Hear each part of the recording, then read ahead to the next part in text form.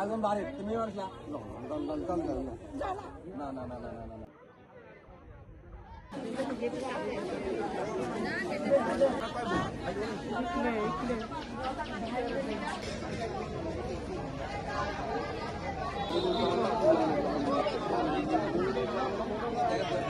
একুশে ফেব্রুয়ারি যা ফুল দিয়ে আসি স্কুলে যাওয়াই আমার সাথে কথা শেষ। পরশুদিন কথা বলেছি, কাল আর কোনো কথাবার্তা আমার সঙ্গে হয়নি।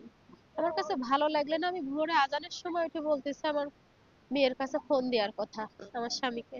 তোর কাছে এত সকালে ফোন দেওয়া লাগবে? তাই বলছে দে, আমার ভালো লাগতেছে না দিয়ে আমার বড় মেয়ের কাছে ফোন দিয়েছেন। বড় মেয়ে বলতেছে আম্মু দাদির শরীর ভালো না, আমি সেখানে যাচ্ছি। এই যাওয়ার পরে এই শুনতেছি এরকম। আমি তো এখন আমরা সকালবেলা হঠাৎ করে উঠে শুনি যে জয়নালের মা মারা গেছে বা কেটে কুপায়ে রেখে গেছে। তো ঘুম থেকে এসে আমরা এখানে আসলাম, আসার পরে দেখি যে এখানে পড়ে আছে, জয়নাল ভাইয়ের মা এখানে পড়ে আছে।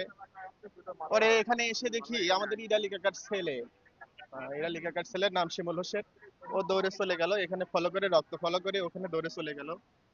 যাওয়ার পরে ওখানে গিয়ে দেখে যে বিবস্ত্র অবস্থায়, হয়তো হতে পারে ধর্ষণ হতে পারে, আমরা আনুমানিক, আমরা তো আর জানি না, তো ধর্ষণ হতে পারে। এই মার্ডারের সংবাদের প্রেক্ষিতে আমরা দ্রুত এখানে আমরা আসছি। আমরা ঘটনাস্থলটা দেখছি, বিভিন্ন এই ঘটনা জড়িতদের বিষয়ে এবং ঘটনাটা কিভাবে ঘটলো এটা জানার চেষ্টা করতেছি। আমাদের পুলিশ এবং অন্য টিমও কাজ করছে আর কি।